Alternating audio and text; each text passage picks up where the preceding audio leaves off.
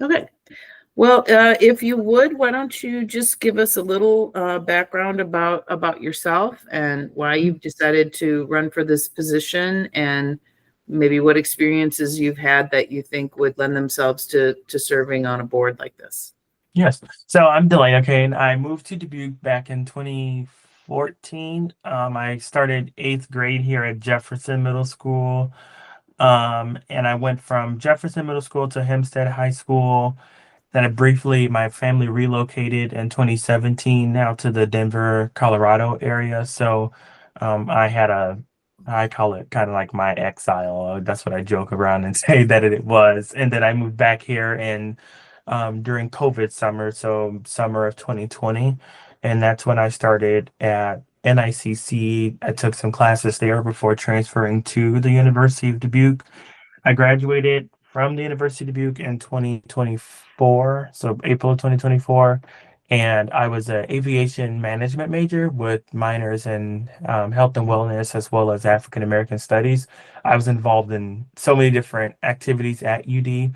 I was the vice president of the student government for my last 3 years that I was there, so I was very involved in student leadership, student government, and I had been that way since really I was in middle school. So I've always been very involved and very hands-on, and I feel like that's the best way to make best kind of steward of time, and also being a leader and helping to kind of step up and show the people that, if they don't feel like they have a voice, I can help to try to be that person and try to um, you know portray that at least to the powers that be. I am very active in the community. I'm a yoga instructor. I'm a licensed massage therapist, and so I'm very involved in the Dubuque community. I sit on the City of Dubuque's Equity Human Rights Commission, well, Human Rights Commission, and so I've been on that since January, so it's pretty quickly coming up on almost a year now. It feels like it's been a lot longer than that with just everything that's been going on in the past year. So um, I'm very happy for those experiences, very grateful. I also sit on several boards in the community. Here in Dubuque and also at the state level. And Dubuque, I sit on the board for Mindful Minutes for Schools with Molly Schreiber, and that's what Challenge to Change. So we do a lot with yoga, meditation, mindfulness in the schools and just around the community. And that is really an Iowa wide thing, but we focus more so in the Dubuque community and the bigger cities. So Dubuque, Davenport, Cedar Rapids, Des Moines. Um, I also sit on the board for Table for Us. It's an independent arts agency that I partner up with my partner, Brianna Thompson. So I do a lot of work within graphic design, photography, um, really all different kinds of art. I teach yoga and meditation through that position as well. And also at the state level, I sit on two boards with the Iowa Department of Health and Human Services and their Ryan White division. So I do a lot of work in the HIV/AIDS realm in terms of advocacy, testing, getting to decide where millions of dollars of, well, helping to decide where millions of dollars of state funding goes towards programming, testing, treatment, education. So those experiences have kind of led me to today. I feel like during 2020 was really when everyone was stuck in their homes. It's really when everyone started paying attention a lot more to what was going on at the state, well, local, state, and federal levels. And I'm only 24, so that was 2020 was my first presidential election that I voted in, and ever since then I've voted in like every single election, local, all the way up to presidential, and I feel like that is very important. I've always been civically engaged. It's the best way to become engaged. And what I feel like was the tipping point of me deciding to run for at before the primary city council and for school board was the fact that not really seeing a whole bunch of representation on both of those two boards or both those two entities, city council. If I'm not mistaken, I would have been the first Black male to serve. I know that I believe Lynn Sutton might have been the first Black woman to serve. So I would have been, I believe, one of the youngest to have served in the city council and also the first Black man. And so I think that is really important as we start to see Dubuque growing in our diversity, at least ever so slightly, where we're growing over the years. And I think it's important that we see our city council start to more closely represent our people. And then, of course, I didn't pass in the primary. So now I'm looking forward to November 4th for the school board. And what really pushed me was, of course, the school bond referendum, which is like the big thing. I kind of joke and say the school bond referendum is like the affordable housing of the city council. So the school bond referendum has really been what pushed me to join in on the school board race as well, because I once was one of the students that went to Jefferson Middle School. So I understood, what it meant to be, what it felt like to be almost left out or counted out while the kids across town at Roosevelt got all the extra wonderful amenities, including heating, well, proper heating and air conditioning. I was in band, choir, and orchestra while I was at Jefferson Middle School. So I also understood, very deeply and very acutely what not having the same resources as the kids across town had. And that really pushed me to say, how do I become the best voice? I can go to school board meetings and speak up all that I want to, but really the biggest voice and the best advocacy that I could do is by being in one of those seats. And in the same vein that I chose to join the city council race is the same thing that kind of really pushed me to do school board as well. In that I think it's important that we have our school board closely represent the people that we represent. Of course, we have Anderson Saints, who was the first Black man to serve, and I think that is wonderful that we have him on the school board. But also looking at expanding in terms of our age groups as well, being someone that is younger and more closely in age to the students that do attend our school district. I think it brings a different perspective to the school board. And then another kind of reason on top of the school bond referendum was the fact that a lot of the school board decisions that are made in almost in the same vein as city council, where there's a whole bunch of people. I know there's 7 people in total on city council, and I can't remember the exact number for school board, but a lot of the decisions that are made are pretty straightforward. A lot of us agree, or a lot of us disagree on the same ideologies, and I don't think that there's a whole bunch of representation across party lines for one, and two, ideologies. And I would be, I want to say, might be the only one who doesn't have my own children on the school board. I know I've gotten a lot of backlash as a candidate for not having children of my own, but I once was one of those children that went to Jefferson Middle School, and I went to Hempstead High School. And so having those community connections and those community experiences, I feel like prepares me wonderfully to serve on our school board, because even if I don't have kids, I mean, I still pay property taxes and I still pay taxes in the city. So if I can pay those taxes, I can sit in the seat to decide where the money gets best stewarded to. So. Mm-hmm. So when you talk about your perspective as a relatively recent student at Jefferson Middle School, and seeing some of the resources and opportunities that students at Roosevelt were afforded that you weren't seeing at Jefferson, so help me understand how, because you're not in support of the bond. Correct. So how does not supporting the bond move the needle on that concern of yours about the inequity there? Yes. So one of the biggest pieces that really concerns me is that I don't remember exactly how long ago Jefferson and Carver Elementary were built. But when You we mean found, Roosevelt and Carver? yeah. Sorry. Roosevelt and Carver. I don't know. I can't remember. It couldn't have been that long ago. Probably I would assume within the past 20 years, is it? Yeah. Do you know the exact year? Yeah, okay. So when we noticed that our population and our need for another elementary school and middle school was growing out towards the west, we found the money for that to happen. We've known about issues at Jefferson over the past 100 years, that this Jefferson has been a thing. Our summers have only gotten hotter, our winters have only gotten colder. We've known about these issues for so long and to wait until now to try to fix it. And of course, it's getting more and more expensive. So, of course, then I get a lot of backlash for saying, okay, well, if I don't agree with the bond, then why is waiting, another year or another 2 years, another 4 years for a better option, the solution? And the reason why I say that is because I don't think that displacing the kids from a most disenfranchised part of town that I lived in when I was born and raised here well, not born and raised, but raised here in Dubuque when I first moved in 2014. I don't think that closing down a neighborhood school is the best option either.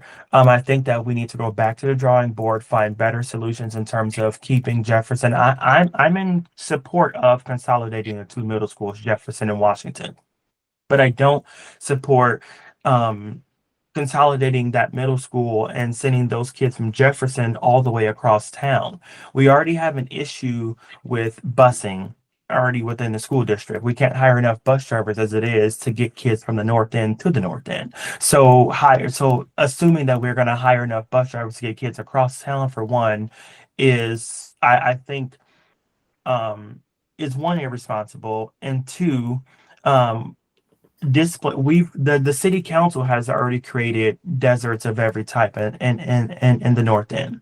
We have transportation deserts, opportunity desert, well, transportation deserts in that the school busing system with through the school district, but also the jewel bus system. If the kids are open enrolling and they can't take the school bus, then if their families most of the time in the north end are probably living in a single parent household, or if not, living on public assistance, Section 8 Medicaid food stamps, who can't afford to get their high schooler across town and their middle schooler across town, and their elementary schooler can go to a school right there in the neighborhood. So that's a big issue. So just further displacing the kids across the city does not solve the issue of inequity within our school district.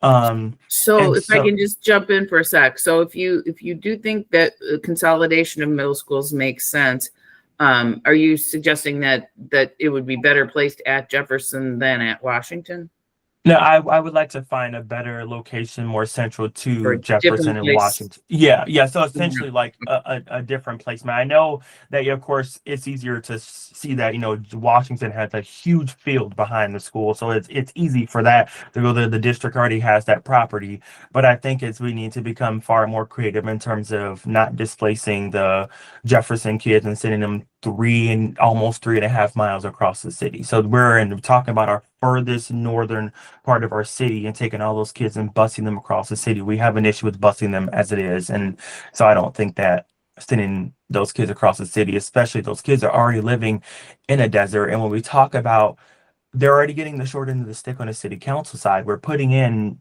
hundreds of new, more lower income apartments down on the river, which I think is important. We have a housing crisis. When we talk about already closing down an elementary school in the north end, we're talking about closing down that middle school and then putting more affordable housing in the north end, in the Point neighborhood that's struggling to meet the needs of the community that's already there right now. We're creating more and more issues within the city, and the So, school board is no different. DeLano, if you could just clarify for me, I'm not sure I'm totally following this. So you're not supporting the bond issue, and as I understand it, whether the bond issue passes or not, Jefferson is closing. But you would be advocating for building a new school someplace other than what the bond issue is providing? Correct. Yeah. So I don't support it. I don't support the new school going in the current Washington spot now because it further displaces North End kids. So it sends them almost 3.5 miles across the city. They live in the furthest North End part of our city, or the furthest northeastern part of our city. And the drive from Jefferson to Washington is not an easy trek. If a kid misses the bus, then how are those kids going to get across the city? I mean, granted, there's the Jewel bus as an option, but it creates further issues when we have parents. Let's say we have a lower income family that has kids going to three different schools, an elementary school in the north end, which would mean they're going to either Audubon or Marshall, a middle school, which then they would be going to the new Washington site, and then of course the high schools, they don't have a choice between Senior and Hempstead as it is. But that's a line that family can cross when they get to the high school level. But we have a lot, I'm not sure if one of the follow-up questions probably would have been, well, if we have two high schools, and what's the issue with having two middle schools? That's a different road that the families can cross when they get there. Families have been used to the two high schools for decades in this city, and so we've seen what we do when the public school system fails our kids, where we close down Fulton and allow the private school to move in. The district can complain all we want to about private school vouchers being an issue, but when we fail the elementary school kids in the North End and allow a private school to move in, then how can we complain if we fail the kids in the first place? So again, I apologize. I'm trying to process this. So you're advocating for a new middle school that replaces Jefferson, and we would still have three middle schools, or you're advocating that one of those other two schools closes? Yes. So as we know, we've been given the ultimatum by the school board, the Yes for Dubuque committee, that no matter what we say, the school is going to close. So we know the school is going to close no matter what. I'm saying that I do support the consolidation of the two middle schools. I just don't support that new consolidated middle school going on the current Washington Middle School site, because the location geographically is displacing the current North End kids that go to Jefferson. The kids in the North End would have a far longer trek to get to school. So we're putting the two middle schools in, central to Dubuque, which would be the Washington Middle School area, is about kind of halfway point in the city. But then the kids at Roosevelt get a neighborhood school. That's kind of my issue. So we have a neighborhood school in the central part of Dubuque and a neighborhood school in the western part of Dubuque. Mm-hmm. What about the kids that live in this north and the eastern part of our city that now has to have a longer trek to get to school? They don't have the same resources that kids at Roosevelt do. Mm-hmm. Okay. Yeah, I think it's, I'm just kind of thinking aloud. I guess I have not thought about middle school as being, I think of neighborhood schools as elementaries more than middle school. If we're only going to have two middle schools, or even with three, I guess I didn't think of them too much as, what percentage of middle schoolers walk to school? I would think a lot of it at each of the schools probably has to rely on transportation, but I don't know. Yeah, and when I lived in the North End and I went to Jefferson, for instance, I lived on 25th and Washington, so I was one of the kids that lived in the North End that walked to school. Mm-hmm. These parents, if they don't send their kids to school on a school bus, these kids are walking. So most of the kids in the North End do walk to school, and even if they are taking a school bus, we are having an issue with hiring and retaining bus drivers as it is, and getting them assigned routes. So thinking about what that's going to do in terms of adding travel time for families and further displacing and further creating more issues for families in the future, I don't know how this is going to be one of the solutions. Mm-hmm. Well, what are some other issues out there that you think will be challenges the school district will be facing in the coming years? Yes. So another opportunity. Are we talking in reference to the school bond, or we're talking just in general? In general. Okay. Mm-hmm. So some of the other issues that are big kind of topics that I'm running my campaign on as well is the current AP curriculum that we have in our schools versus our concurrent enrollment. I'm not sure I believe we might call it dual enrollment. When I was in Denver, we called it concurrent enrollment, but the agreements with NICC and the other colleges in the area, I would like to see us start to move away from the AP curriculum and move more towards our concurrent enrollment curriculum. We're already doing it with our CNA programs and driver education programs that are ran through NICC. So I would like to see start investigating ways that we can expand that partnership through NICC and creating more opportunities for students to take college classes right there in high school, because I was able to do that. And I know a lot of other districts around even the state of Iowa are doing this as well, partnering with their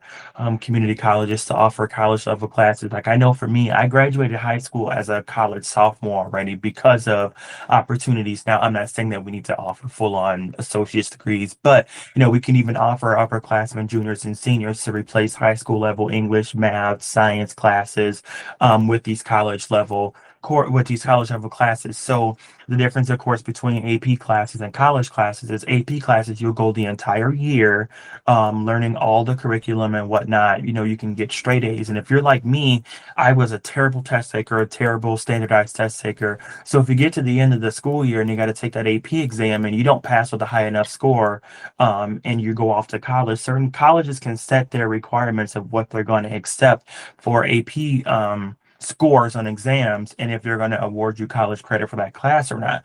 And one, it disenfranchises the kids that are not good test takers.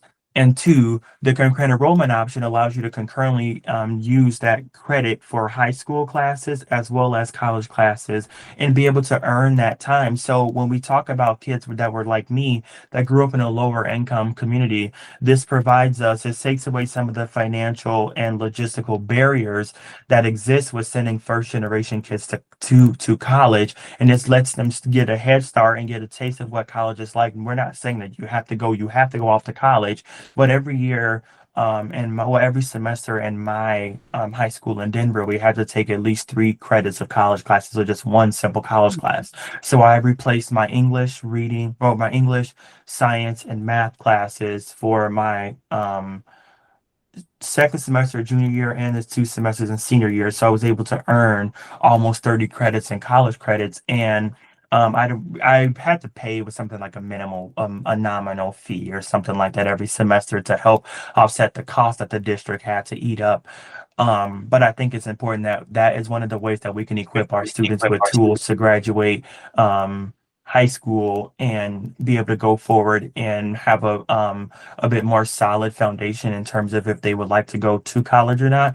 And it also allows them to kind of forego some of that general education coursework that they have to do at the beginning of any degree program, or that's NICC at a community college level, or even if that's University of Dubuque, Clark, UD, Emmaus. And so this would kind of take some of the barrier away from families as well. Other questions for DeLano? Hi. Yeah, hey DeLano, tell me a little bit more about sort of as you've been running your campaign, what kind of things you've been doing to get yourself in front of the community, to meet voters, to talk to folks, and to hear what the issues are, and what are some of the issues that you're hearing from folks? Yes. So all summer, of course, I had been running as a city council candidate and a school board candidate, so I've had the both the pleasures and the kind of headache in a way sometimes too of running both those campaigns, being very busy since really Valentine's Day. Throughout the summer I was at Pride. I actually sat on the Dubuque Pride committee, so there was a lot of even families and kids that were there as well. So I got to talk directly with parents, directly with voters, people who don't even live within the school board boundaries, and saying, hey, what do you need? What are you seeing in the school district? And of course, the school bond referendum is something that they didn't really understand. So explaining, hey, this is what is on the ballot, and I tried to explain it in as much of a nonpartisan or non-biased way as I could to them, and saying, this is what the options are, this is what's on the ballot, this is what we know, this is what we don't know, this is kind of how this might develop, this is what it means if it passes, if it doesn't. And that's one of the biggest things, I think, the school bond referendum, because a lot of families that do attend those community events do live in the North End, or do kind of live in that. This Pride this year was at the town clock, so we had a lot of North End families, a lot of families that live near Jackson Park that will be directly impacted by Jefferson Middle School closing. And the same thing for the Juneteenth festival that was held at Jackson Park, the same exact thing. We had a lot of lower income families, especially within the Black and Brown communities, that showed up to Juneteenth, that are wanting to become more involved civically and politically, and just understanding what this means.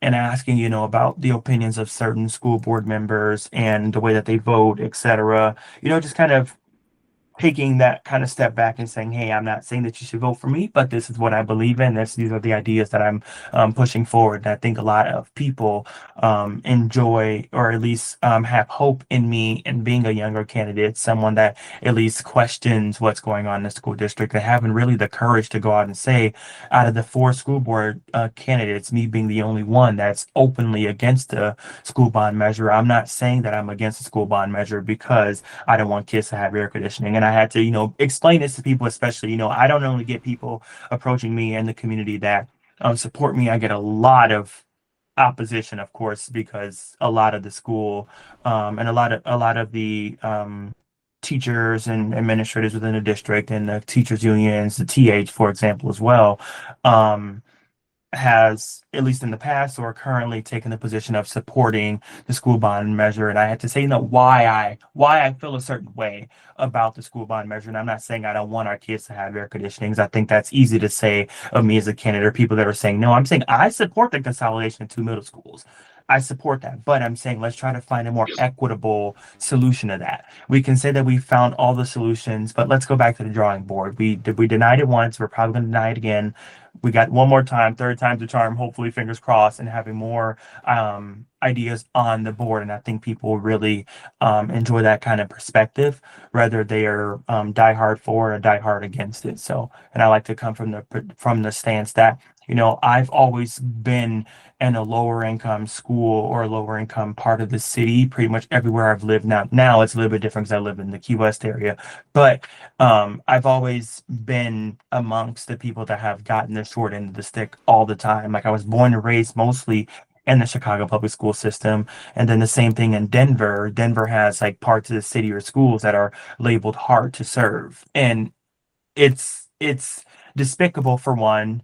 But I kind of see the district kind of moving in that same way, where the north end is almost like our hard to serve area, where we have the most rundown schools, we have the largest class sizes. And so I talk about, me being someone that's closely related to people that live in the north end and that went to Jefferson, understand that, to make it more personable, to say, hey, I'm somebody that's out in the community. And I think that our voters really want that, someone that's out in the community, someone that's very forth-putting and on their ideals as well, and saying, hey, even if I don't agree with you, this is what I still could do for you. This is why I still do deserve a vote. And so I teach yoga, and so I've just finished my kids yoga teacher training certification. So that is something that's putting me out in front of more crowds and being with kids. I volunteer with the Turn Kids organization, which is one of the dance teams.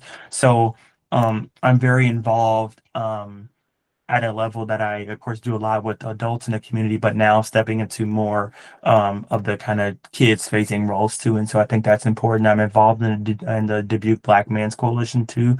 So I have a little bit of skin in the game in terms of going into our schools as well. And of course, we have a huge focus on Jefferson Middle School, Audubon, Marshall. And so I think that's important to take those experiences and do a little bit more than what our current school board candidates and folks are doing. So, anything else, DeLano, that maybe we haven't talked about that you would like voters to know about you and what you might be advocating for?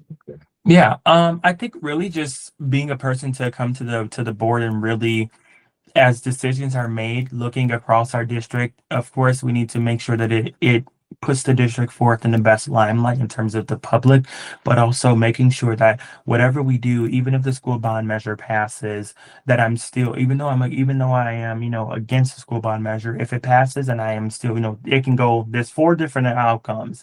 The bond measure can pass and I do become a candidate. It can fail and I don't become a candidate. It can pass and I don't become a candidate. It can pass and I don't become, and I do. And so there, there's 4 different options as to what can happen.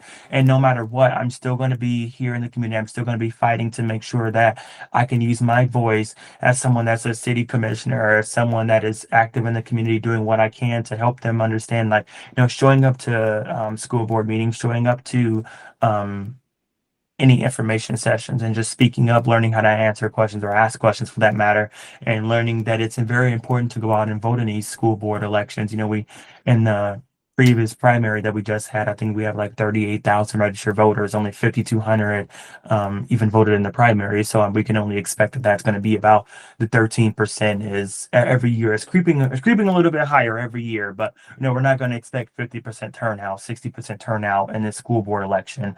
And then if we always, so essentially we can complain all that we want to about the things that are bad that are happening in our district and our city, but if we don't show up, we can only complain so much. So it's really up to us.